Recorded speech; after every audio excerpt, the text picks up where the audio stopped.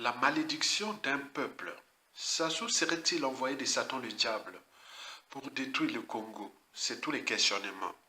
Mesdames, Messieurs, peuple congolais, chers membres de la diaspora, chers membres de la résistance et chers patriotes, je vous informe que historiquement, la plupart des tyrans ont toujours été des nationalistes et ou des patriotes au service de leur peuple et nations respectives. C'est-à-dire qu'ils ont toujours apporté éducation, santé, culture, mobilité, cadre de vie, c'est-à-dire l'accès à l'eau potable, à l'électricité et à l'habitat digne et au pouvoir d'achat, c'est-à-dire l'accès à l'emploi, salaire, pension, retraite et bourse d'étudiants.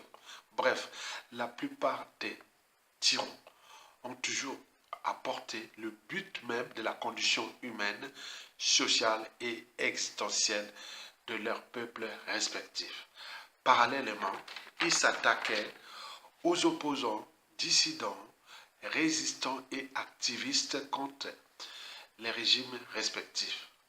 Mais Denis Sassou Nguesso, c'est autre chose. Car lui, il ne s'attaque pas qu'à ses opposants, dissidents et résistants qu'il aime quand ils sont morts, mais également au peuple qu'il a piétiné et à la nation qu'il a fracassé. C'est de la haute trahison. Sur ce point, Sassou est le paradoxe de tous les dictateurs depuis la nuit des temps. Alors, Sassou serait-il envoyé de Satan le diable pour détruire le Congo? Certainement oui. Sinon, comment comprendre et ou admettre qu'un pays aussi riche, avec peu de population, vit désormais l'enfer sur terre? Et plus grave, il aurait même entraîné et conditionné et mis sous emprise le peuple au non-droit, au déshumanisme et à la décivilisation. Explication. La République du Congo est désormais plongée dans une profonde crise de déshumanisation où la population est conditionnée à banaliser et même célébrer les actes les plus odieux.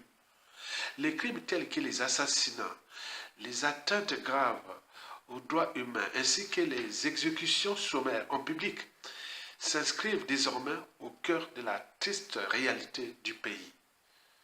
Ce climat où la violence est acclamée laisse place à un quotidien marqué par des privations fondamentales.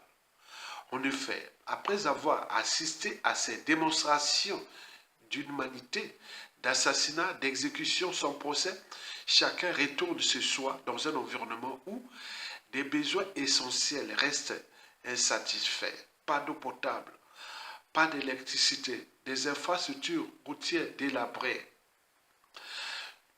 La simple quête de nourriture devient une preuve quotidienne, tandis que l'éducation est à terre. Les hôpitaux sont devenus des mouroirs.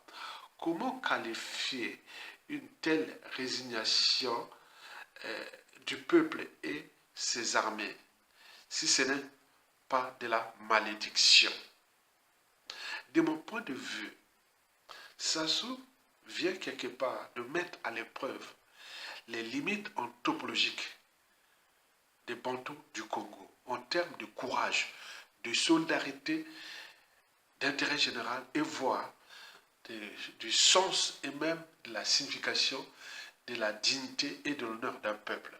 Sinon, comment accepter ou tolérer que le non-droit, le déshumanisme et la décivilisation deviennent la règle, ou plutôt deviennent les préalables de la conservation du pouvoir, car les despotes ont la peur grave de payer la rançon de la gloire, c'est-à-dire l'humiliation, et ou de ces crimes, la justice quelle qu'elle soit. C'est pour cela que la violence est à son niveau le plus élevé de tous les continents, sachant que ce dictateur avait déjà assassiné deux présidents, le président Marine Ngouabi, le président Alphonse Massava-Deba et le cardinal Ibi Biaïda en espace d'une semaine. Trois destins de haut niveau brisés. Il en a décimé plein de cadres civils, politiques et militaires de ce pays. Emprisonné pendant 11 ans, Yombi Opango, un président chassé en exil, un président élu démocratiquement, et il y a des candidats qui ont été emprisonnés, 9-10 ans sont toujours en prison, et en plus de ceux qui ont assassiné. Mais pourquoi, où tient-il de tel pouvoir sans limite? C'est tous les questionnements, c'est notre anthropologie.